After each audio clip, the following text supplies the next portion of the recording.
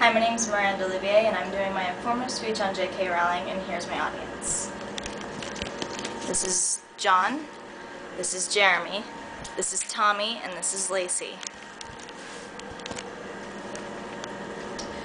J.K. Rowling is a very talented author. She was born in Salisbury, England in 1965 on July 31st.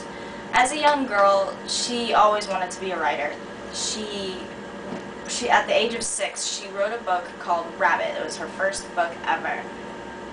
Her friends always made fun of her last name. She didn't like her last name at all, Rowling. They made fun of her and called her Rolling Pin. She hated this and tried to change her last name to Potter. She's always really liked the last name Potter. Since then, J.K. Rowling has graduated from a school near London called Exeter with a bachelor's degree in French and Classics. She then moved to Paris for a year to study abroad, and there she became a researcher and a bilingual secretary for Amnesty International. How did Harry Potter come to J.K. Rowling, you might ask? She claims, and I quote, "The idea of Harry Potter struck me one day on a train from Manchester to London in 1990. She claims the headmaster in her primary school gave her the idea for Albus Dumbledore. She also claims that Hermione Granger was derived from herself. She thought of herself and immediately thought of Hermione Granger. The smarts, the looks, everything about Hermione. Rowling began to write Harry Potter, and as soon as she began to write Harry Potter, her mother died, which sort of made her come up with the idea of killing off Harry's parents in the first book before anyone could get to know them. It really, really upset her. Shortly after beginning to write the first book, she migrated to Porto, Portugal, where she served as an English teacher. And in 1992, she met a man named George Anantes and had a child with him, her first girl, baby Jessica. Rowling's first child lived with her in Portugal for 2 years until her and Anantes split, which threw Rowling into a mad depression. This depression gave the rise to the idea of the Dementor. Dementors are soulless creatures in the book that suck the happiness out of everybody until it kills you. When the first book almost finished, Rowling was not doing so well. She was living with her daughter in a flat in London, England, unemployed and living off of the state benefits. The only time Rowling had to write the book was when her baby Jessica was put to bed. Sometimes she would take Jessica to cafes while she was sleeping to finish the book. Rowling couldn't really afford paper, so she wrote the first book on napkins. Even after completing the first book, success didn't really come as quickly as she thought it would. Her work was rejected by main publishers all around the world until a man named Barry Cunningham from Bloomsburg, England, accepted her work.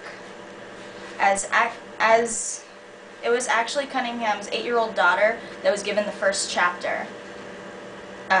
Cunningham's 8-year-old daughter read this chapter and then shortly after demanded the second chapter from J.K. Rowling. This decision made Cunningham decide to accept J.K. Rowling's work simply because his daughter absolutely loved her writing. This was probably the best decision of his life.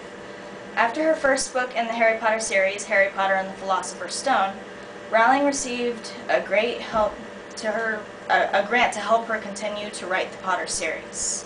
In 1997, the book won its first award, a Nestle's Smart Book Prize, closely followed by the award for Best Children's Book of the Year in London. The book Harry Potter and the Prisoner of Azkaban again won the Smarties Award, and in 2000, her fourth book, Harry Potter and the Goblet of Fire, was released. 48 million copies were sold during the first 48 hours in its release, breaking all records. After a gap of about 3 years, her fifth book in the Harry Potter series, Harry Potter and the Order of the Phoenix, was released. Rowling admitted to becoming exhausted towards the end of the year writing this book. She then shortly, about a year after the book being released, Harry Potter and the Half-Blood Prince hit the market in 2005. It broke all records and won Best Book of the Year prize. Harry Potter and the Deathly Hallows was finally released as the last installment to the Harry Potter series in 2007. It sold more copies than any other book in the world. It was the last installment, and everybody was so sad, including myself. Being finished with the Harry Potter, Rowling now spends her days in London with her daughter Jessica, new husband, and new baby boy.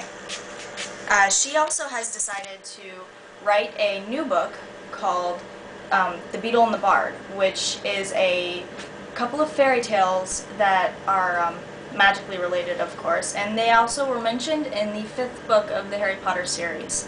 This was a gift from Dumbledore to Hermione, this little book of tales, because Hermione didn't really know about the tales in the magical world, so he gave her this book, and Rowling has decided to come out and write these tales for everyone else to see, and those will be released in December of 2008. As you can see, this Rags to Riches story has a very happy ending. Today, Rowling supports many charities and serves as a social and political inspiration for many. The Sunday Times Rich List of 2008 has ranked J.K. Rowling the 12th richest woman in the United Kingdom. According to Forbes rankings, she is the 48th most powerful celebrity of 2007. She was runner-up for Person of the Year in 2007, and J.K. Rowling is one of the most iconic figures in literature today. Readers from all around the world, including myself, are looking forward to more from this wonderful woman. My resources were Harry Potter, all 7 books, MuggleNet.com, and jkrowling.com. Thank you very much.